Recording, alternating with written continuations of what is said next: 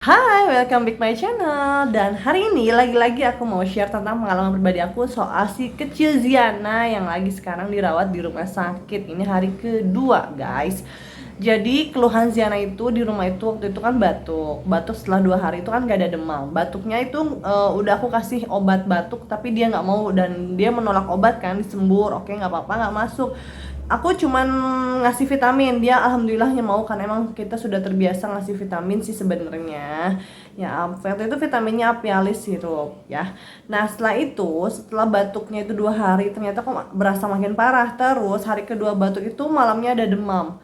Ya, demamnya itu naik turun lah. Aku kasih paracetamol sirup pun dia nggak masuk karena dia itu emang karakternya itu susah banget minum obat, karena ketika obat itu kayaknya udah takut duluan. Ya udah, alternatifnya dengan suhu yang 39 ya. Jadi aku ya udahlah, obatnya dimasukkan ke anus aja. Ya ada kan obat penurun panas yang dimasukkan ke anus. Ketika kita observasi nih ya, dengan obat yang dimasukkan ke anus, kita berusaha ngasih obat sirup tetap nggak bisa. Ya udahlah, itu demamnya masih tetap naik turun. Kurang lebih 4 hari aku observasi di rumah ya. Kondisi sakitnya Ziana itu yang makin lemas, makin berasa kok nggak ada perbaikan ya, karena memang nggak ada obat masuk. Makan juga makin kesini makin susah. Dia sudah lemas, minum juga harus agak sedikit diingatkan, agak sedikit dengan gimana ya, harus ada dengan otot gitu kita keluarnya. Ya udahlah, kita mutusin buat periksa darah, cek darah ya. Nah itu kita ke IGD waktu itu siang hari. Nah, dia waktu itu dicek IGD itu alhamdulillah semuanya masih dalam batas normal, tapi leukositnya tinggi waktu itu 12. Ya, setelah dicek karena waktu itu 12 dan kondisi si Ziananya juga lemes dan sedikit dehidrasi, ya udahlah masuk rawat inap aja ya, karena memang begitu. Kalau anak-anak yang nggak masuk sama sekali obat itu ya kita bingung ya, seperti apa lagi sih tindakannya gitu. Ya udahlah, paling ujung-ujungnya ya dirawat lagi gitu, karena emang keluhan itu mengganggu banget sama dianya, kan kita yang kasihan ya. Nah setelah di antigen, udah dicek darah rutin dan lalu di ronsen, dan hasil ronsennya juga hasilnya kurang bagus ya, karena memang ternyata ada bronkopneumonia yang dialami Ziana itu. Jadi ya sudahlah, kita masuk rawat inap dan nanti aku share nih selama di sini Ziana minum obat apa aja sih, dikasih obat apa aja. Oke, saksikan terus videonya sampai selesai. Jangan lupa bantu like, comment, subscribe, dan share. Oke guys, jadi ini nih terapi pertama yang kita dapatkan selain dari infus RL 10 TPM ya. Ziana dikasih Ambroxol HCl sirup 15 mg per 5 cc. Jadi Ziana dapat 3 kali 3 ml ya. Nah lanjut kita minum paracetamol sirup kan. Dia dikasih 3 kali 7,5 ml atau 7,5 cc guys.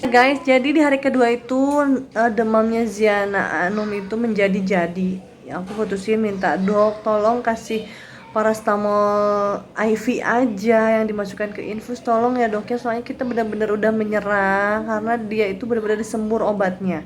Nah alhamdulillah dokter merespon dan jadilah dia dikasih paracetamol IV yang dimasukkan ke infusan atau dimasukkan pokoknya melalui pembuluh darah, dan nggak disirup, nggak lewat mulut gitu ya, karena ya Allah susah sekali gitu. Ya udahlah, ternyata alhamdulillah direspon sama dokter. Nah setelah lama kelamaan dokter juga visit lah, dokter spesialis anak ya.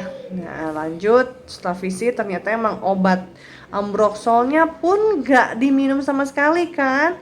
Kata dokter ini dahaknya banyak banget, jadi harus ada terapi buat pengencer dahaknya gitu, atau untuk melebarkan pernapasannya gitu ya.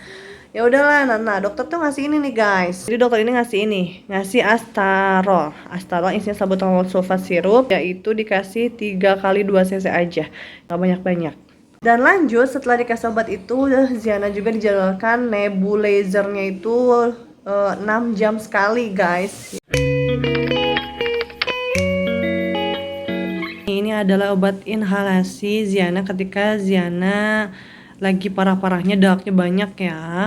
Yang pertama di inhalasi Ventolin sama Pulmicort, jangan lupa ditambahin sama NaCl 2 ml ya. Nah, nanti terus lanjut diganti jadi inhalasi Combifen ditambah NaCl 2 mili lagi. Ya begitu aja.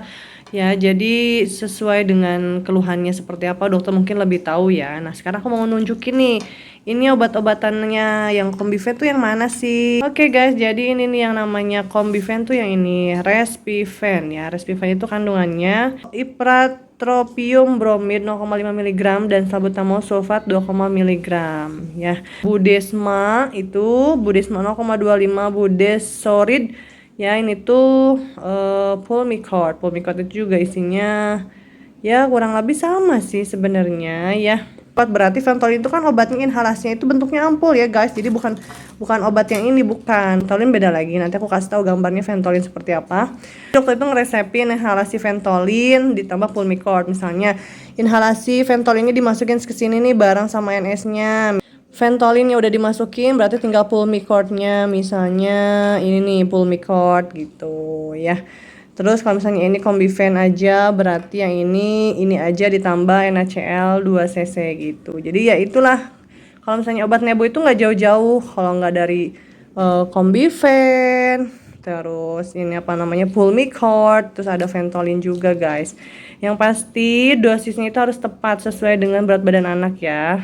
Nah itu tadi, jadi seenggaknya teman-teman udah mengenal ya namanya obat inhalasi itu ya. Biasanya dokter anak itu ngasih resep Pulmicort, Combifen, Ventolin ya, namanya di anak-anak juga harus biasanya dilarutkan dengan cairan NaCl, jadi biar nggak terlalu pekat gitu, karena dosis anak sama dewasa beda. Nanti kita lihat ya, Ziana mau nggak kita uap, kita nebulizer, oke?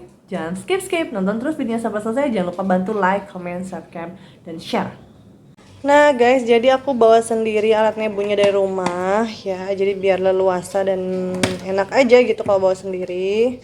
Nah ini mereknya ABN Compamis Compressor Nebulizer ya. Jadi ini aku pakai ini, aku lupa ini harganya berapa, 500 ribuan deh kalau nggak salah. Jadi teman-teman bisa cari sendiri aja lah literatur harganya berapa ya.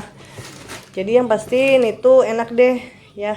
Ada yang kita tuh dikasih sungkupnya juga, ada yang bentuknya gini, atau kalau nggak sungkup kita dikasih bentukannya begini guys, jadi kayak buat dihirup aja gitu tuh ya. Sama aja sih sebenarnya, karena ini bocil yang nggak bisa diem, jadi kita pakai sungkup aja yang ada talinya. Oke, ini tuh enaknya itu si kabelnya itu langsung masuk ke sini guys tuh, jadi langsung masuk ke sini, nggak bisa dicopot ini. Jadi kita mulai ya, kita siapkan sungkupnya. Nah sekarang kita masukkan nih ke sini, nggak harus dicopot ininya guys, sungkupnya nggak usah. Nih ada pembukanya di sini ya, tuh ada pembukanya di sini, tinggal masukin aja. Ini untuk Combifennya, masukin aja ya, 1 cc kalau nggak salah. Ini ditambah dengan ini adalah cairan NaCl-nya untuk mengencerkannya, karena nggak boleh kental-kental guys. Ini juga dimasukin ke sini guys tuh ya. Nah teman-teman, jadi udah dimasang di sini, lalu kita tinggal pencet aja, nanti ada bunyinya. Oh bunyi kan? Oke, sekarang terapi sore sudah datang guys. Ini ada Pulmicort ya, ini ada Ventolin sudah ditambahkan dengan NaCl. NaCl-nya 2 cc. Ventolinnya kurang lebih kayaknya 0,5 cc, karena ini ada 2,5 ya, ada 2,5 cc. Nah ini kalau karena BP itu disebabkan oleh bakteri, jadi harus masuk antibiotik ya. Dari kemarin juga udah dikasih antibiotik sih. Antibiotiknya itu safe reaction 1 kali 500 mg ya. Alhamdulillah dengan antibiotik ini jadi cepat sembuh batuknya guys, jadi nggak terlalu parah kayak kemarin-kemarin.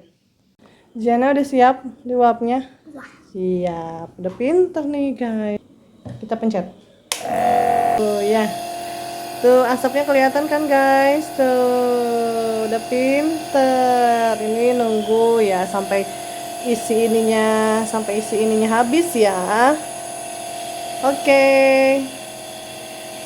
Oke teman-teman, hanya itu yang bisa aku share. Semoga bermanfaat ya, dan semoga kita semua sehat selalu. Jangan lupa dukung terus Ziana Zen Channel dengan cara like, comment, subscribe, dan share. Tunggu video baru selanjutnya. Bye-bye.